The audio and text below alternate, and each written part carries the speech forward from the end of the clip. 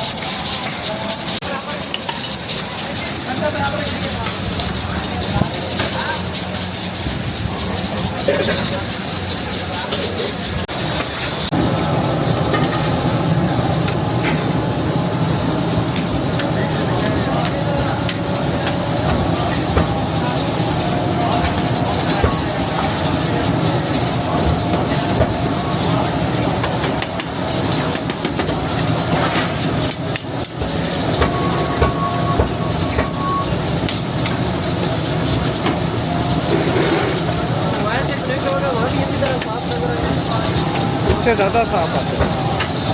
ये तो इसकी डिस्प्ले छोटी है ना। वैसे पाकिस्तान में इसकी क्या प्राइस है? 1,80,000।